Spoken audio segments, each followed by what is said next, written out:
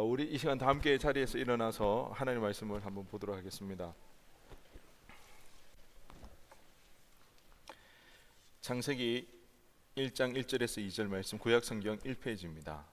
두 절의 말씀 우리 한 목소리로 우리 합독하도록 하겠습니다. 태초에 하나님이 천지를 창조하시니라. 땅이 혼돈하고 공허하며 흑암이 깊음 위에 있고 하나님의 영은 수면 위에 운행하시니라. 우리 한 번 더 믿음으로 우리가 믿음을 가지고 그 사실을 한번 우리가 다시 한 번 더 읽도록 하겠습니다. 태초에 하나님이 천지를 창조하시니라. 땅이 혼돈하고 공허하며 흑암이 깊음 위에 있고 하나님의 영은 수면 위에 운행하시니라. 아멘.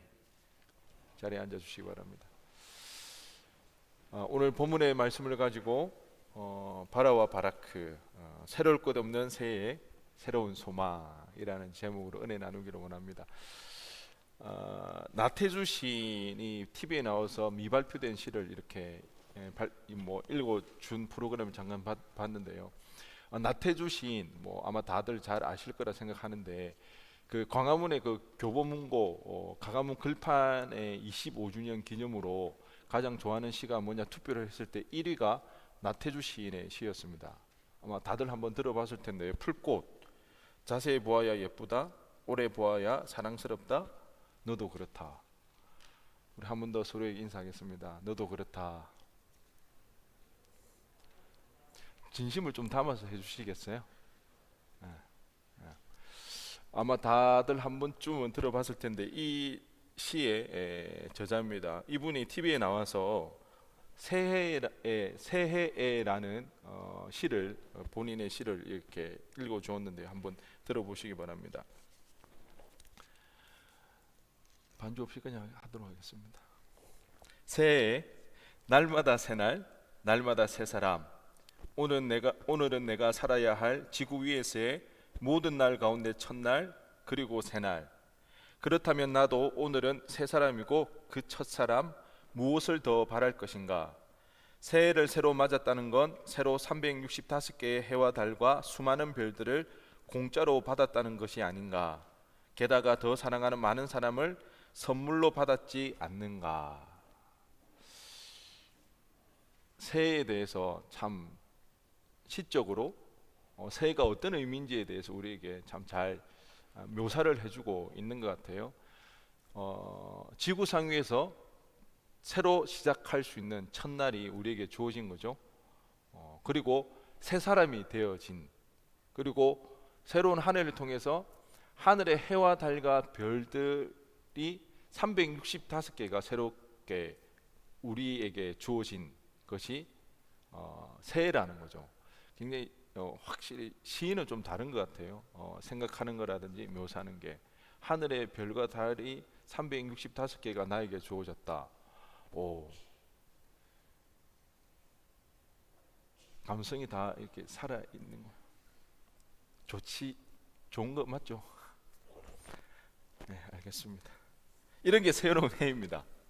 그래서 우리는 새해를 맞이할 때면 기념을 하고 이렇게 새롭게 다짐을 해야 돼요. 그런데 반전이 있는 거죠.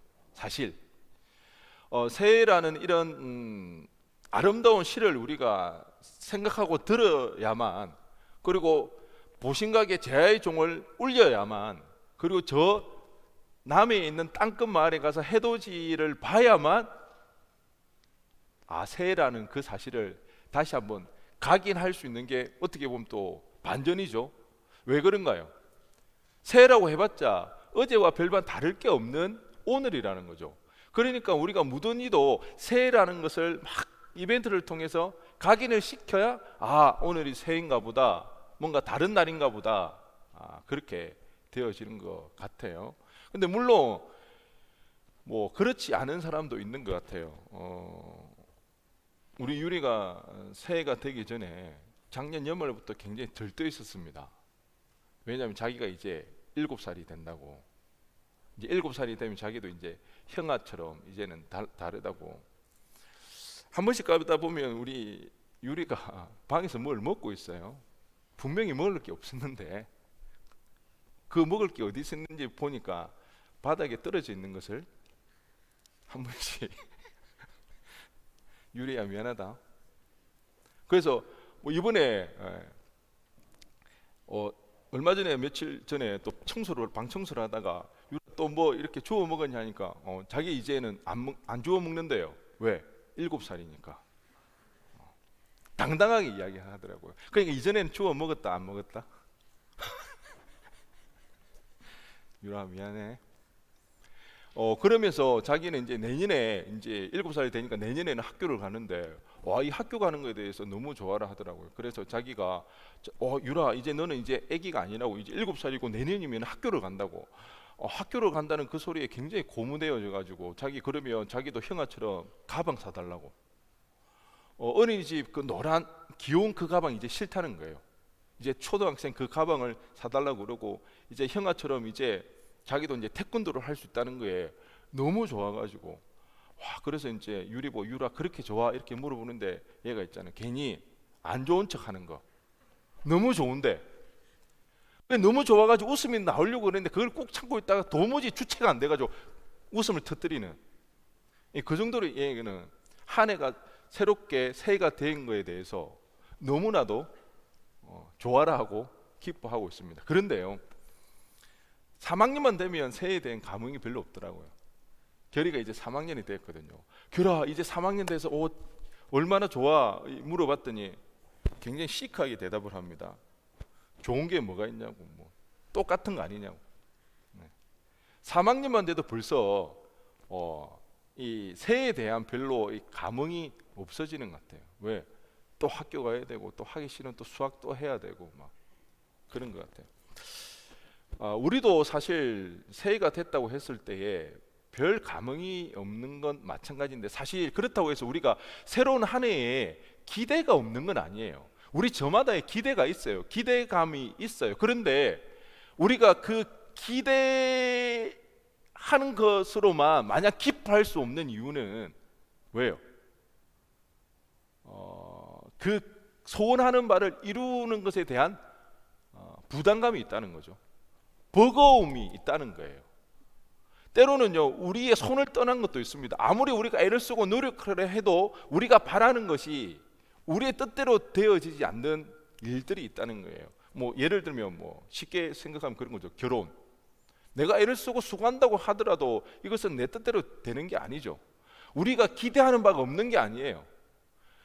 올해는 꼭 취업을 했으면 좋겠다는 그런 기대하는 바가 있죠. 그렇지만 그 취업을 하기 위해서 올 한 해 또 고군분투해야 되는 그 불안과 초조한 가운데 또 그 한 해를 살아내야 된다는 그 두려움이 있기 때문에 마냥 기대만 할 수 없고 좋아라만 할 수 없는 게 사실 우리의 현실이라는 것이죠.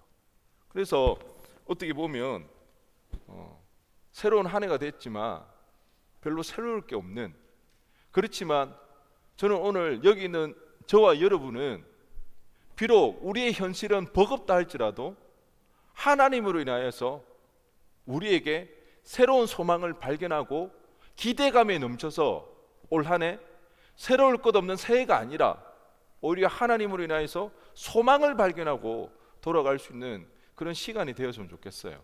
그래서 저는 오늘 그 하나님으로 인해서 우리가 어떤 소망을 가질 수 있는지에 대해서 보기를 원하는데요. 오늘 본문 1절에 보면 우리가 너무나 잘 아는 거죠. 뭐 성경을 아무리 우리가 모른다 할지라도, 우리가 성경을 아무리 암송하는 구절이 없다 할지라도 이거는 뭐 웬만하면 암송을 다 하겠죠. 짧으니까. 태초에 하나님이 천지를 창조하시니라. 여러분, 성경의 첫 시작과 우주의 첫 시작점의 주어는 누구입니까? 하나님입니다. 성경의 첫 시작과 우주의 첫 시작점의 주어가 하나님이라는 거예요. 성경은 하나님에 의해서 기록되어지고 이 세상은 하나님에 의해서 움직인다는 거예요. 특별히 1절에 나온 이 하나님은 히브리어로 엘로힘입니다. 엘로힘.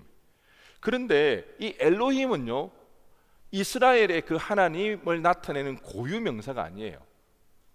그 고유명사는 야훼, 여호와입니다. 엘샤다이 같이 이스라엘 민족, 이스라엘 백성들만 알 수 있는 자신들이 믿는 하나님에 대해서 이름을 부르는 이름은 고유명사로 따로 있는 거예요. 야훼, 여호와, 엘샤다이. 그러면 이 엘로힘은 뭔가? 이것은 보통명사예요. 보통명사. 아무 신에게나 붙일 수 있는, 가나안 신에게도 엘로힘이에요.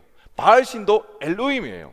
그럼 왜 태초에 하나님이 천지를 창조했다고 이렇게 시작하는 가장 중요한 이 구절에 하나님을 엘로힘이라는 단어를 썼을까요? 그것은 창세기 1장 1절에서 엘로힘은 단순히 이스라엘만을 위한 하나님이 아니라는 것입니다.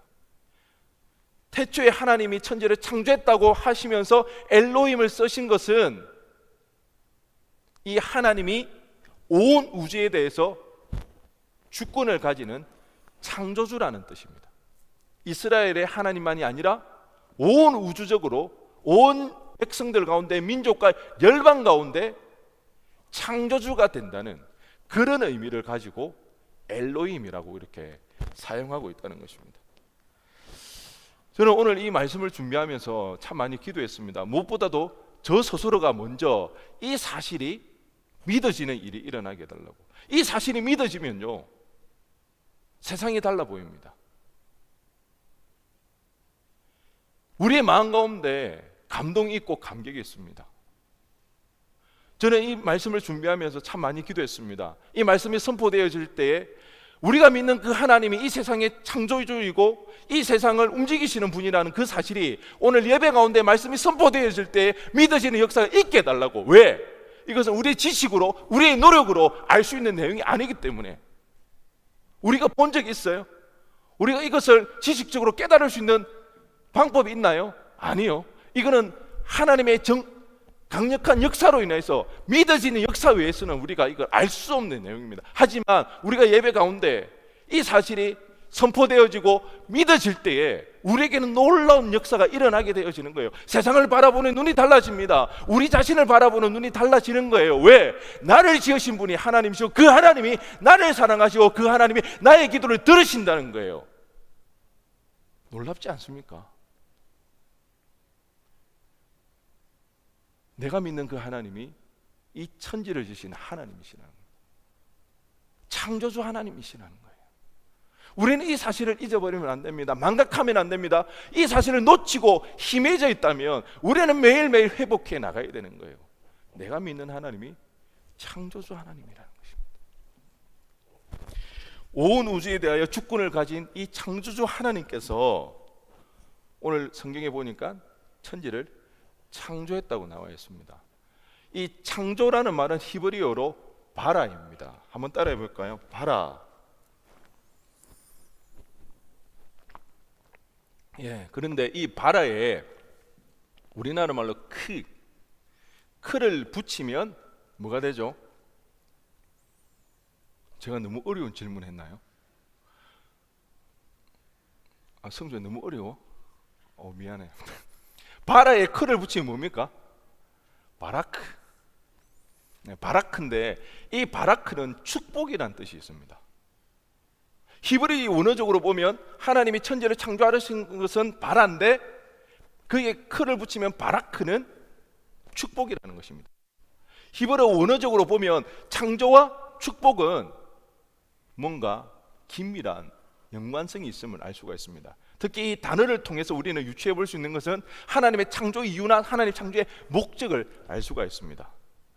창세기 1장 27절과 28절을 보면 하나님이 자기 형상 곧 하나님의 형상대로 사람을 창조하시되 남자와 여자를 창조하시고 하나님이 그들에게 복을 주시며 하나님이 그들에게 이르시되 생육하고 번성하여 땅에 충만하라 땅을 정복하라 바다의 물고기와 하늘의 새와 땅에 움직이는 모든 생물을 다스리라 하시니라. 창조하시고 뭘 하시는 거예요? 복을 주시죠. 그리고 창세기 제가 조금 전에 몇 장 읽었어요? 27절, 28절 읽었어요? 네, 하다 보면 한 번씩 헷갈릴 때가 있습니다. 창세기 21절, 22절 보면 하나님이 큰 바다 짐승들과 물에서 번성하여 움직이는 모든 생물을 그 종류대로 날개 있는 모든 새를 그 종류대로 뭐 하시고? 창조하시니 하나님 보시기에 좋았더라. 하나님이 그들에게 뭘 하시고? 복을 주시며, 보세요, 창조하시고 나서 그 다음에 뭐 하시나요? 복을 주시는 것입니다. 이 패턴이 하나님의 창조 활동 가운데 계속해서 반복되어지고 있는 거예요. 그래서 우리는 알 수 있는 것은 하나님의 창조의 이유, 창조의 목적은 뭐다? 복 주시기 위하여서. 바라, 창조의 목적은 바라크, 축복이라는 것입니다. 새로울 것 없는 새해에 우리가 믿음으로 소망을 가질 수 있는 이유가 바로 여기 있습니다. 하나님이 우리를 창조하신 이유는 우리에게 복 주시기 위하여 우리를 만드셨다는 것입니다. 이것이 하나님이 우리를 향한 진심이라는 거예요. 이것이 하나님의 본심이라는 거예요. 이 사실을 여러분 의심하지 마시기 바랍니다. 특별히 여러분 가운데 어디로 가야 될지, 무엇을 해야 될지 모르는 지체가 있나요? 목표를 정했지만 그 목표를 이룰 자신이 없어서 두려움 가운데 불안해하는 우리 지체들이 있나요? 그렇다면 특별히 올 한 해 더욱더 하나님을 바라보시기 바랍니다. 하나님을 의지하시기 바랍니다. 왜? 오늘 본문을 통해서 하나님의 그 창조의 복이 뭔지를 우리는 알 수가 있기 때문입니다. 태초에 하나님이 천지를 창조하시니라, 이것은 하나님께서 창조에 대한 주제문과 같은 그런 문장입니다. 창세기 1장 1절에, 그리고 창세기 1장 2절부터는 그 창조에 대한 내용이 나오는데요, 우리 2절을 다 함께 읽어보도록 하겠습니다. 시작.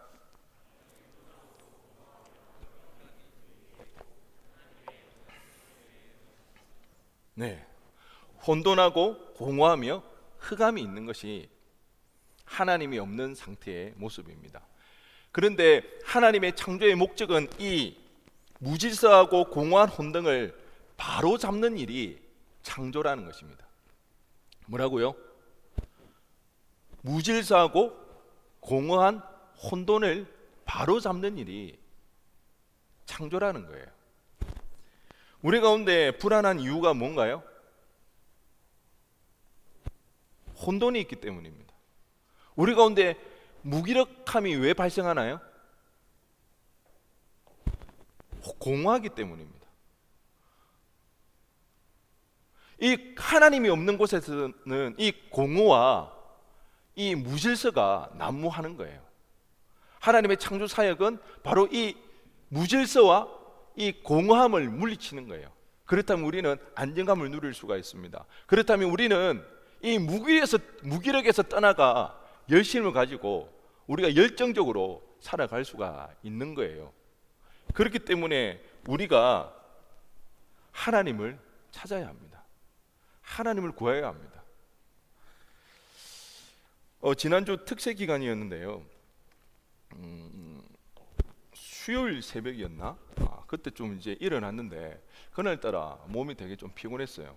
물론 새벽에 일어날 때는 언제나 힘듭니다. 어렵습니다. 근데 그날따라 더 몸이 피곤했던 것 같아요. 그런데 몸만 피곤했던 것이 아니라 그런 날 있죠. 모든 것이 싫을 때, 다 미워 보일 때. 아니, 저만 그런가요? 그냥 아무 이유 없어요. 다 그냥 싫은 거예요. 그냥 보는 사람이 다 미워 보이는 거예요. 다 마음에 안 들어. 쟤는 저래서 저렇고, 쟤는 저렇고, 왜 저렇게 걸어? 왜 저렇게 생겼어? 왜 저렇게 쳐다봐? 다 싫은 거예요. 그냥 특세를 하는 이유가 뭐예요? 올 한 해 하나님의 은혜 가운데 살아가자, 은혜 받고 우리가 좀 힘내서 생활하자, 그런 의미로 특세하는데 그날은 진짜 힘들더라고요. 다운이 되고. 그러니까 제가 새벽 이제 나오신 분은 알겠지만 저 앞에 나와서 이렇게 인사를 하잖아요. 내 마음이 그러니까 진짜 그때는 참 힘들더라고요. 특히 더 힘들었던 것은 새해를 시작하고 이제 뭔가 하나님 앞에서 다룸을 받고 이제는 사역하는 것 자체가 너무 행복하고 너무 좋았다고 그렇게 느끼고 있던 찰나에 이런 나의 모습을 보니까 더 나 스스로에게 짜증이 나는 거예요. 더 실망이 되고 뭔가 조금 되는 듯 하다가 역시 그렇구나, 그런 모습이 보였습니다. 그런데 그날 이대로 갔다가는 안 될 것 같은 마음이 좀 들었습니다. 이 마음을 빨리 해결하지 않으면 뭔가 누군가에게는 이 안 좋은 마음이 전해지고 영향이 미칠 것 같아서 그날은 제가 기도를 좀 오래 했습니다. 끝까지 이 마음을 잡고 한번 기도를 했는데 한 2시간 정도 기도했던 것 같아요. 근데 문득 드는 생각이 뭐냐면, 예전 같았으면 여전히 변하지 않는 나의 이런 연약한 나약한 이 모습들을 보면서 굉장히 자기감에 빠지고요, 스스로에 대해서 자책하고 죄책감에 많이 빠졌을 거예요. 이래가지고 내가 무슨 사역을 하냐고. 근데 그날따라는 왠지 하나님 앞에 감사한 거예요. 왜? 여전히 부족하고 여전히 뭐 하나도 발전된 것 같지 않아 보이는 나의 모습이지만, 그럼에도 불구하고 내가 하나님을 찾고 하나님의 은혜를 구할 수 있는 이 자체가 너무 감사한 거예요. 그리고 또 하나, 나는 여전히 부족하고 나에게는 아무런 선한 것이 나오지 않는다 할지라도 그날따라는 굉장히 편안했어요. 안도감이 됐어요. 아, 나 이러다가 나는 내 사역을 제대로 못하겠구나, 나는 정말 뒤처지고 나는 사역에서 실패하겠구나, 이런 좌절감이 드는 것이 아니라, 아 그래, 나는 여전히 부족하고 나는 할 수가 없지. 하지만 나를 부르신 데는 목적이 있을 거야, 이유가 있을 거야. 왜? 나는 예수를 살면 주님이 하시며 나도 할 수 있다는 그 마음이 드니까 나의 부족함, 나의 연약함이 크게 대수롭게 다가오지 않는다는 거예요. 그래서 그날 새벽에 기도를 하면서, 그렇다고 단번에 기도한다고 이런 마음이 든 건 아니에요. 정말 씨름을 했어요. 한 2시간 동안. 그렇다고 뭐 2시간 내내 집중해서 했을까요? 기도하다가 나도 모르게 막 불평이 나오고요, 또 딴 생각도 하고, 괜히 또 뭐 트집을 잡기도 하고 하나님 앞에서. 그러다가 문득 그런 가정 가운데 그런 마음이 들더라고요. 오히려 감사가 되어지고, 스스로에 대해서 좌절감, 자기 혐오에 빠지는 것이 아니라, 아 그럼에도 불구하고 내가 죽고 예수로 살면 주님이 하시면 가능하겠구나, 그런 마음이 드는. 그런데 그날은요, 이것으로 끝난 게 아니었어요. 그런 마음이 들자 한 청년이 떠올랐어요. 그날 새벽에 한 지체가 뭐 여러 명이 나왔지만 그 중에 한 명이 되게 피곤한 몸을 이끌고 막 나온 모습이 이렇게 떠올랐어요. 근데 그 지체의 지금 상황이 굉장히 어렵거든요. 제가 알고 있어요. 그래서 계속 그 지체를 위해서 기도를 하는데, 그날따라 더 간절하게 이 지체를 위해서 기도가 되는 거예요. 그 상황이 그날따라 제가 느끼는 거, 아 그래, 얘가 지금 이렇게 죽을 것 같은 상황에 있는데 왜 내가 더 간절히 기도하지 못했을까? 정말 이 지체가 당하는 그 어려움이 마치 내가 겪는 것처럼 그렇게 느껴지는 거예요, 그날따라. 그러니까 그 지체를 위해서 제가 그날 진짜 울면서 기도를 했던 것 같아요. 정말 이 영혼을 하나님께서 붙잡아 달라고, 지켜 달라고. 그렇게 기도를 하고 나니까 제 마음이 오히려 정화가 되는 듯한, 새벽에 일어났을 때 그렇게 짜증이 나고 불만이 있고 불평이 있고 이랬던 그 모든 감정들이 오히려 싹 사라지고, 정말 제 마음 가운데 다시 하나님의 평안을 맛볼 수 있는 그런 시간들을 가지게 되었습니다. 여러분, 이런 게 창조라는 거예요. 하나님이 행하시는 창조는 이런 일이라는 거예요. 왜? 내가 전혀 생각하지도 못했고 상상할 수도 없었고 내 안에서는 만들어낼 수 없는 것, 외부에서 와야만이 만들어내어지는 그 일, 그렇게 내 마음이 어렵고 힘들었을 때 아무리 내가 애를 쓰고 수고를 한다 할지라도 내 스스로 내 안에서 그거 평안을 만들어내지 못하는데, 보세요, 다른 지체가 갑자기 생각나서 그 지체를 위해서 기도를 했는데 그것이 오히려 제 마음이 정화가 되고 제 마음에 평안이 얻게 되어지는 것, 그런 경험이 되어지는 것입니다. 이것이 하나님께서 행하시는 창조의 사역이라는 거예요. 우리의 생각을 뛰어넘는다는 것이에요. 우리의 기대를 뛰어넘는 거예요. 우리가 기대할 수 없고 상상할 수 없는 그 방법들을 통하여서 하나님은 우리 안에서 하나님의 창조의 사역을 해 나가시는 거예요. 그러니까 우리가 하나님을 찾아야 되는 거예요. 하나님을 구해야 한다는 거예요. 우리 생각 이외의 방법으로 하나님은 일하실 거라는 거예요. 예레미야가 3장 23절에 보니까 이것들이 아침마다 새로우니 주의 성실함이 크시도소이다. 아침마다 새롭다는 거예요. 하나님의 일하심은 항상 새로운 거예요. 반복되어지지가 않습니다. 우리의 예측을 뛰어넘으시는 거예요. 뿐만 아니에요. 이사야 55장 8절 9절에 이는 내 생각이 너희의 생각과 다르며 내 길은 너희의 길과 다름이니라. 여호와의 말씀이니라. 이는 하늘의 땅보다 높음 같이 내 길은 너희의 길보다 높으며 내 생각은 너희의 생각보다 높음이니라. 천지 만물을 창조하신 하나님입니다. 그리고 그 창조한 그때로부터 지금까지 하나님은 이 땅 가운데 함께 해 오셨습니다. 모르실 게 없는 분이에요. 낱낱이 다 알고 계시는 분이에요. 하나님의 길은 우리의 길과 다릅니다. 하나님의 생각은 우리의 생각보다 더 높다는 거예요. 우리의 좋은 생각보다 하나님의 못한 생각이 더 뛰어나다는 거예요.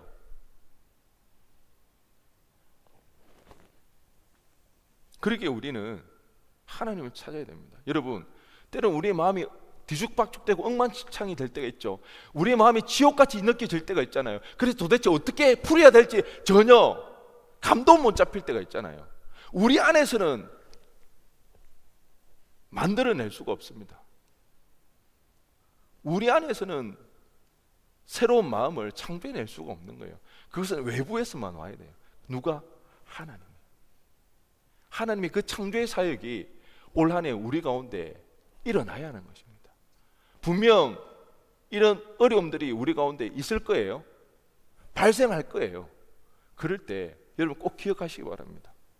하나님을 찾으세요. 하나님을 구하세요. 하나님을 기억하시기 바랍니다. 그래야 할 때에 우리가 전혀 예상치 못했던 방법으로 하나님의 창조의 사역이 우리의 삶 가운데 일어나기를 원합니다. 이뿐 아니라 제가 이번 주 말씀을 묵상하다가 다시 한번 큰 은혜를 누렸는데요. 여러분 성경 통독 하고 계시죠? 지난주 나눠드렸잖아요. 창세기 좋은 말 할 때 읽으세요. 네. 창세기 30장까지 나갔으니까 뭐 얼마 아니에요. 지금 따라잡을 수 있으니까 우리 말씀 봐야 돼요. 진짜 기도 말씀 이거 없이 신앙생활 안 됩니다. 뭐 1년에 1독 안 해도 됩니다. 뭐 하루에 한 절이라도 하면 됩니다. 정말 말씀을 가까이 하는 훈련을 해야 되거든요. 제가 그날 말씀을 보면서 다시 한번 참 은혜를 받았는데요. 때로는 사역을 하다 보면 버거울 때가 있습니다. 버겁다 보면 자신감이 떨어지거든요. 내가 할 수 있을까? 나 못할 것 같은데. 굉장히 두렵기도 하고 불안해 떨기도 하는데요. 그날 말씀을 묵상하고 있는데 그날 어떤 말씀이냐면 노아의 말씀이었습니다. 노아, 당대의 완전한 자라. 내가 안 그래도 불안하고 내가 안 그래도 자신 없는데 노아를 보면 어떨까요? 신경질 나겠죠? 아닌가요? 나는 이렇게 힘들고 어려운데 노아를 보면서 막 그런데 사실 그날 참 신기했던 것은 그 본문이랑 별로 상관이 없었어요. 본문의 내용이랑 별 상관이 없이 갑자기 제 가슴이 막 뛰기 시작하는데 제 눈에서 보이는 것처럼 그렇게 느껴졌어요. 막 내 마음에서 하나님께 외치는 소리가 눈으로 보여지는 것처럼 느껴지는 거예요. 그래서 저 마음 깊은 곳에부터 하나님 외침이 이렇게 튀어나오듯이 보여지는데 담대하라고 그렇게 하나님께서 나에게 말씀해 주시는 것처럼 제가 느껴졌다는 거예요. 강호 담대하라고. 그러면서 다시 한번 하나님께서 저의 소명을 다시 한번 확인시켜 주시는 그런 시간이었거든요. 하나님께서 나를 통하여서 힘들고 지쳐있는 영혼들을 위로할 거라고, 다시 회복시킬 거라고, 내가 이 일을 너를 통해서 이루실 거라고 다시 한번 나의 소명을 확인시켜주고 재확인시켜주는 그런 은혜가 있었거든요. 여러분 성경을 읽었는데요, 그 성경의 내용하고 별반 성경의 내용하고는 상관이 없는 거예요. 그럼에도 불구하고 하나님께서는 생각지도 못하게 오히려 성경을 읽는 그 순간 제 마음 가운데 하나님께서는 그 일을 이루어 나가시는 거예요. 여러분 때로는 성경 어렵잖아요. 그래도 읽어보세요. 이해 못할 물론 이해를 안 하고 계속 읽으면 안 되겠지만 하나님은 우리의 일하심이 우리의 생각을 뛰어넘는다는 거예요. 물론 우리가 다 늘 언제나 말씀을 이해해야만이 그 말씀을 통해서 은혜 받는 거 아니에요. 이와 같이 이해가 안 되고 말씀의 본문하고는 상관이 없는 그 일을 통해서도 하나님 언제든지 우리에게 말씀해 주시고 일을 하실 수가 있는 거예요. 하나님, 여러분은 하나님을 제한시키지 마시기 바랍니다. 하나님은 제한이 없으신 분이에요. 여러분 그렇기 때문에 우리가 하나님을 찾아야 돼요. 하나님을 생각해야 되는 거예요. 우리의 자신감이 왜 떨어지는 줄 아세요? 왜 우리는 자신이 없는 줄 아세요? 자꾸 자기 자신을 바라보기 때문입니다. 나 자신을 바라보기 때문에. 그리고 나 자신을 바라보면 당연히 누구와 비교가 됩니까? 주변에 있는 사람들하고 비교가 되겠죠. 다른 사람들은 죄다 잘 살아가는데 나는 너무 보잘것없이 느껴지는 거예요. 그러니까 자신이 없는 거예요. 그렇지만 우리가 자신감이 생길 때는 누구를 바라볼 때에 하나님을 바라볼 때. 여러분 하나님의 백성이지 않습니까? 하나님의 자녀이지 않습니까? 하나님의 부르심을 받은 그리스도인으로서 예수의 제자로 살아가지 않습니까? 그런데 왜 세상의 방법으로 자꾸 살아가려고 하시나요?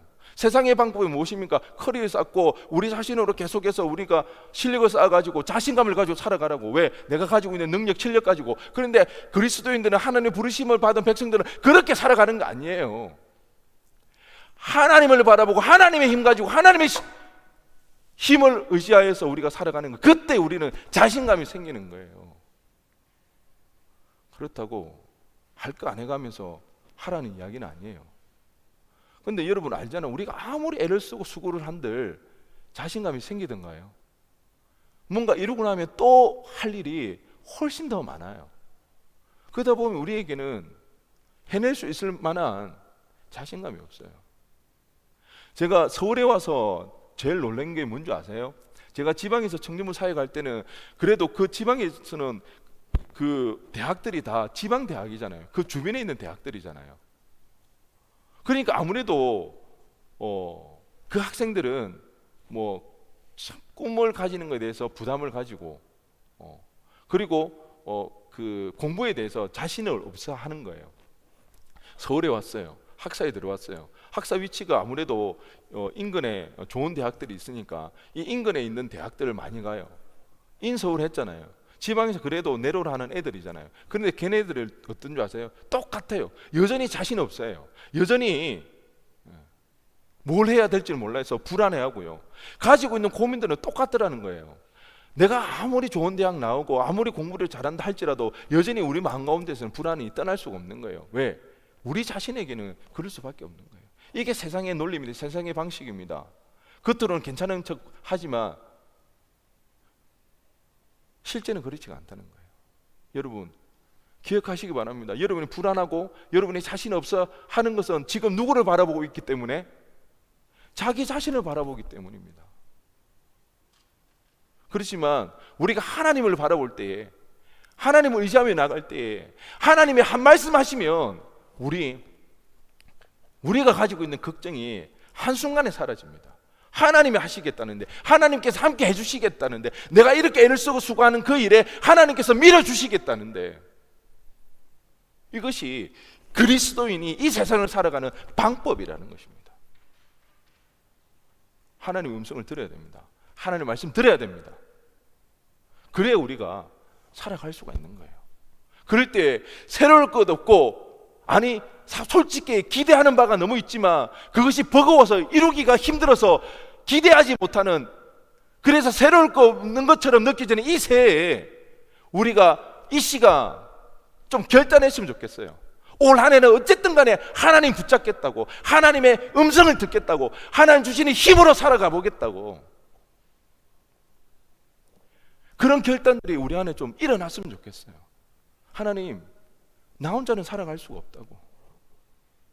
하나님 함께 해주시지 않으면, 하나님 도와주시지 않으면, 하나님 말씀해 주시지 않으면 이겨낼 수가 없고 견뎌낼 수가 없다고. 좀 그런 결단들이, 그런 고백들이 오늘 우리 가운데 일어났으면 좋겠습니다. 우리 하나님이 엘로힘 하나님입니다. 천지를 창조하신 하나님이에요. 우리에게 복 주시기 위하여서, 봐라 창조의 하나님, 봐라 우리에게 복 주시기 위하여서 우리의 생각을 뛰어넘어 우리가 만들어낼 수 없고 해결할 수 없는 문제 가운데 하나님께서 창조해내시는 그 역사하심이 우리의 삶 가운데 일어나게 해달라고 우리가 오늘 그렇게 결단하고 기도했으면 좋겠습니다. 그런데요, 한 가지 유념할 일이 있어요. 우리가 기도할 때 하나님의 응답이 바로 일어나지 않는다는 거, 우리 이미 경험적으로 다 알고 있어요. 그렇지만 꼭 기억하시기 바랍니다. 우리의 기도에 하나님의 응답은 반드시 있다는 거예요. 우리가 기도할 때 하나님 반드시 응답하세요. 때로는 우리가 기도했던 그 기도의 제목대로 응답이 일어날 때도 있고요, 아니면 우리가 생각하지 못했던, 우리가 바라지 않았던 대로 응답이 있을 수가 있습니다. 내가 바란 것이 아니라 다른 방법으로 내가 원하지 않은 일, 오히려 거절이 되는 그런 경우도 있어요. 그런데요, 하나님의 응답이 있을 때는요, 그 응답은 실망하지 않아요. 하나님이 더 좋은 길을 예비하셨구나, 하나님이 더 깊은 생각으로 나를 인도해 가셨구나, 오히려 깨닫게 되고 감사하게 되어지는 거예요. 내 뜻대로 되어지지 않는다고 그것으로 실망하지 않아요. 무슨 말인지 이해가 되세요? 하나님의 기도 응답은 반드시 있는데 내가 원하는 대로 되어지지 않는다고 할지라도 그것이 실망되어지지 않습니다. 오히려 감사하게 되어지죠. 하나님의 이런 깊은 뜻이 있었구나, 그렇게 되는 거예요. 그리고 무엇보다도 우리가 기도할 때요, 여러분, 우리가 하나님 앞에 기도할 때 잘못된 기도를 하는 것 중에 하나가 뭔지 아세요? 우리 삶 속에 문제가 없게 해달라고. 이건 하나님 들어주실 수가 없어요. 문제가 없는 삶을 살아가게 해달라고? 아니요. 그 기도는 하면 안 됩니다. 그 기도에는 하나님이 응답하실 수가 없는 거예요. 우리가 기도하는 이유는 문제보다 더 크신 하나님, 현실보다 더 크신 하나님, 그 하나님께서 우리의 기도 가운데 역사해 주시기 위하여서, 그 하나님을 체험하고 경험하기 위해서 우리는 기도하는 것입니다. 정말 문제없는 인생 그렇게 살기 위해서는요, 정말 주님 다시 오는 그 날이 아니고서는 우리가 살아가는 이 땅 가운데는 끊임없이 문제가 발생할 수밖에 없습니다. 하지만 우리에게 은혜가 무엇입니까? 문제보다 더 크시고 현실보다 더 크신 그 하나님 앞에 우리가 기도할 수 있다는 거예요. 그 하나님으로 우리는 살아갈 수가 있는 거예요. 우리가 지난주 땅끝까지 이르러 증인이 되라고 그 말씀을 봤잖아요. 우리 올해 주제가 뭐라고요? 주제가 뭐라고요? 대담하게 뛰어들기. 혹시 지난주 이 현수막 보셨나요?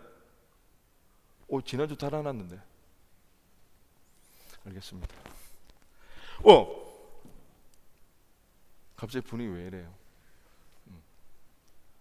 땅끝까지 이르러 내 증인이 되라, 가서 제자 삼으라. 그랬을 때 제가 그런 이야기 했죠. 40년경 예수님 십자가에 달려 가시고 난 그 40년경 때에, 그때 로마 제국, 로마가 다스리고 있는 그레코 로만 지역에 예수 믿는 그리스도인들의 인구가 몇 명이었다고? 지난주 이야기했잖아요. 몇 명?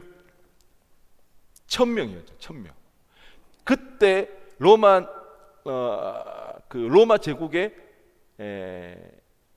모든 인구의 프로테이지를 따져봤을 때 1000명은 0.0017%밖에 안 됩니다. 이거는 진짜 없는 거나 마찬가지죠. 그렇지만 그 당시 예수를 믿고 복음을 전하는 일이 어땠습니까? 살벌했죠. 복음 전하다가 목 베어 죽기도 하고요, 십자가에 거꾸로 달려 죽기도 하고 돌 맞아 죽는 그런 상황이었다는 거예요. 그럼에도 그 어려움이 있어요. 그렇지만 주님께서는 그런 사명을 주시는 거예요. 땅끝까지 이르러 복음을 전파하라고. 그랬을 때 어떻게 합니까? 주님께서 한 가지 약속하십니다. 함께 하겠다고. 그랬을 때 이 복음의 확산이 어떻게 일어나는 줄 아십니까? 4세기 초 300년경에는 기독교인 수가 600만 명으로 늘어납니다. 그리고 50년 뒤에 350년에 기독교인 수가 3,300만 명이 됩니다. 로마 제국이 다스리는 그 전체 인구 중에 몇 퍼센트가 되느냐면 56%에 달하는 수치가 됩니다. 0.0017%밖에 되지 않는 그 당시에 주님께서 말씀하시고 복음을 전파하라고, 그래서 그 말씀에 순종하며 나아갔을 때에 300년이 지난 이후에는 그 로마 제국의 56%, 거의 60% 가까운 인구들에게 복음이 전파되어지는 거예요. 어떻게 이런 일이 있을 수가 있었나요? 주님의 사명이었기 때문에, 주님의 명령이었기 때문에 어려움이 없었나요? 문제가 없었나요? 아니요. 단 한 가지 이유 때문에 이렇게 복음이 전파되어질 수 있었습니다. 무엇입니까? 볼지어다 내가 세상 끝날까지 너희와 항상 함께 있으리라. 복음이 전파될 수 있었던 이유는 이 이유 하나밖에 없습니다. 하나님이 함께 하시기 때문에. 여러분, 올해 우리의 삶 가운데서 어려움이 있을 수가 있습니다. 하지만 우리가 기억해야 할 것은 하나님이 항상 우리와 뭐 하신다? 함께 하신다는 거예요. 이걸 잊어버리면 안 돼요. 이걸 놓쳐버리면 안 되는 거예요. 말씀을 읽고 기도하는 이유가 무엇입니까? 항상 우리와 함께 하시는 그 하나님을 우리가 느끼기 위하여. 여러분, 현실보다 더 실제하시는 분이 주님이시라는 거예요. 우리의 현재의 문제보다 더 크신 분이 우리의 지금 살아가는 우리의 삶의 현재보다 더 크신 분, 그분이 하나님이시라는 거예요. 그 하나님이 우리와 함께 하신다는 거예요. 그 하나님이 우리와 함께 하여 주실 때 어려움이 없는 거예요. 복음 전파한 걸 보십시오. 초대교회 때 0.0017%밖에 되어지지 않고 돌 맞아 죽고 목이 베어 죽고 그런 어려운 상황에서도 하나님이 함께 하심으로 말미암아 300년이 지났을 때 그 로마 제국의 60%에 가까운 인구들이 예수를 믿는 놀라운 일이 일어났다는 거예요. 여러분, 하나님이 여러분과 함께 하신다는 그 사실을 알고 하나님의 보호하심과 하나님 인도하심 대로 살아간다면 올 한 해 우리가 못할 게 없다는 거예요. 두려워할 이유가 없는 거예요. 걱정할 이유가 없는 거예요. 이것이 그리스도인이 살아가는 삶의 방식이라는 겁니다. 지난해 시험을 준비한 한 지체가 1년 동안 계속 고민했던 기도 제목이 자기가 시험을 이제 지역을 정해야 되는데 그 지역을 어디로 해야 될지 그게 늘 결정이 되지가 않아서 1년 동안 기도를 했는데 1년 동안 기도를 하지만 응답이 없었어요. 근데 이게 이제 접수할 날짜가 가까이 다가오는데도 불구하고 어디로 어떻게 어느 지역으로 접수를 해야 될지 그게 결정이 되어지지 않아서 초조하기도 하고 또 굉장히 불안했대요. 1년 동안 하나님 앞에 기도했는데 하나님은 여전히 응답이 없으셨던 거예요. 그런데 정말 접수하기 결정을 해야 할 날짜를 며칠 앞두고 너무나 기적적으로 그 옆에 있는 지체를 통해서 결정이 되었어요. 그 지체가 갑자기 이쪽으로 해보는 게 어떠냐 뭐 그렇게 이야기를 해주는데 그것이 그냥 단순한 조언이 아니라 본인도 그렇고 같이 함께 그 이야기를 나누었던 옆에 있는 지체들도 느끼는 게 이거는 정말 하나님의 응답이라는 거예요. 그 이야기를 듣고 1년 동안 고민했던 그 모든 문제가 그 염려와 근심들이 한 방에 완전히 깔끔하게 정리가 되는 그 일들이 일어나더라는 거예요. 여러분, 소름 돋지 않습니까? 저만 소름 돋나요? 남의 이야기라서. 그 지체에게는 굉장히 심각한 문제였어요. 1년 동안 공부하기도 벅찬데 그 지역을 결정해야 되는 그 문제 앞에서 늘 고민이 되고 어디로 넣어야 될지 몰랐지만 기도하지만 응답이 없었고 하지만 막바지에 와서 그 지체를 통하여 하나님 응답이 있는데 너무나도 하나님의 살아계심을 생생하게 느낄 수가 있었던 거예요. 무엇보다 그 지체가 고백하는 것은 이렇게 결정이 돼서 속이 후련한 것도 있지만 그것보다 더 감사한 것은 자기가 그렇게 기도하고 자기가 그렇게 불안해하고 자기가 그렇게 하나님 앞에 힘들어할 때에 하나님이 모르지 않으셨다는 겁니다. 하나님이 다 알고 있었다는 거예요. 자기의 문제가 무엇인지 자기의 기도 제목이 무엇인지 그것을 다 알고 있었다는 이 사실이 깨달아졌을 때에 그게 하나님 앞에 너무 감사하더라는 것입니다. 여러분 꼭 기억하시기 바랍니다. 하나님은 언제나 우리와 함께 하세요. 늘 동행하셔요. 그리고 우리의 문제를 알고 계신다는 거예요. 모르시는 분이 아니라는 거예요. 여러분 열왕기상 18장에 보면 엘리야가 하나님 앞에 기도하는 장면이 나와요. 하나님께서 하나님의 심판으로 인하여서 그 땅 가운데 3년 6개월 동안 비가 오지 않는 가뭄을 겪고 있었는데 엘리야의 기도로 인해서 그 가뭄이 그치는 그 일들이 일어나는데 엘리야가 어떻게 기도한 줄 아세요? 땅에 꿇어 엎드려 얼굴을 무릎 사이에 넣어서 기도했다고 나와 있습니다. 땅에 무릎을 꿇었어요. 그 무릎 사이에 얼굴을 넣고 기도를 했어요. 정말 자기가 할 수 있는 가장 낮은 자세로 바짝 엎드려서 하나님 앞에 기도했어요. 그리고는 그렇게 기도하고 종에게 저 바다 쪽을 향해서 나아가서 바다 위 하늘에 구름이 있는지 한번 봐보라고 그랬는데 구름이 없는 거예요. 또 바짝 엎드려서 머리를 박고 그렇게 기도를 했는데 또 종에게 시켜요. 혹시 저 바다 쪽을 향해서 하늘을 바라보라고 구름이 없냐고. 그런데 또 없는 거예요. 그렇게 7번을 기도를 하니까 7번째에 저 바다 위에 하늘에 정말 조그만한 구름이 하나가 보이더라는 것입니다. 여러분, 우리의 신앙생활이 이와 유사하다는 거예요. 우리가 매일같이 드리시는 예배, 말씀, 기도, 이 시간들을 통하여서 하나님의 기적이 일어나지 않습니다. 매일 똑같은 것 같고 아무런 일이 일어나지 않는 것 같은 예배예요.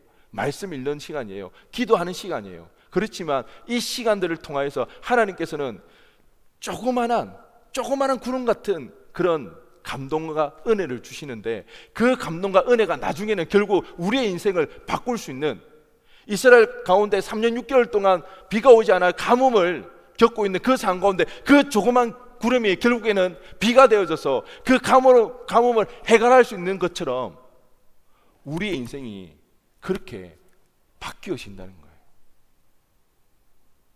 우리 매주 드려지는 예배, 매일 보는 말씀, 그 기도, 그때마다 하나님의 기적이 없을 수도 있습니다. 별 감흥이 없을 수도 있어요.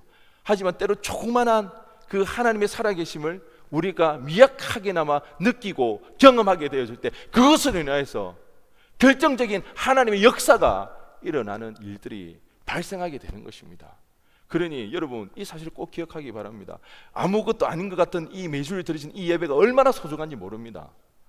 여러분, 정말 바쁘게 살아가면서 그래도 지하철에서 오고 가면서 성경 한 절 보고 하나님 앞에 잠깐 기도하는 그것이 얼마나 소중한지 모른다는 거예요. 그것을 통해서 내가 잠깐 조그만 하늘에 떠 있는 그 구름과 같은 하나님의 그 증표, 그것을 내가 간직하고 살아가는 것, 그것이 보잘것없고 너무나도 희미해 보인다 할지라도 그것이 우리 가운데 살아있을 때에 결국에는 그것을 빌미로 삼아 하나님의 놀라운 일하심이 우리의 인생 가운데 일어나게 되는 거예요. 그러게 여러분, 예배를 소중하게 여기시기 바랍니다. 폭풍수 같은 그 은혜가 여러분의 말씀 묵상 가운데, 기도하는 시간 가운데 없다 할지라도 여러분 소중하게 여기시기 바랍니다. 그 시간들 통하여서 하나님이 일하시고 나중에는 온 이스라엘 땅에 그 3년 6개월 동안 내리지 않은 그 가뭄의 땅을 해갈시킬 수 있는 그 놀라운 폭포수와 같은 그 은혜가 우리 인생 가운데 일어나게 될 줄로 믿습니다. 그냥 우연하게 되는 일은 없습니다. 올 한 해 정말 새로울 거 없는 새해라고 느껴진다 할지라도 우리가 창조의 하나님을 믿고 그 하나님을 우리가 자꾸 구할 때에 우리 가운데 우리의 생각을 뛰어넘는 하나님 놀라운 창조의 역사가 일어나기를 소원합니다. 이 일을 위하여서 우리가 정말 하나님을 끊임없이 찾고 구하여서 세상 사람들이 살아가는 그런 방식이 아니라 하나님의 백성답게 하나님 주시는 힘과 그 은혜로 올 한 해 살아갈 수 있는, 그래서 하나님의 일하심을 경험하고 체험하게 되어지는 그 은혜가 올 한 해 우리 가운데 있어지기를 주님의 이름으로 간절히 축원드립니다. 우리 시간 다 함께 일어나 찬양하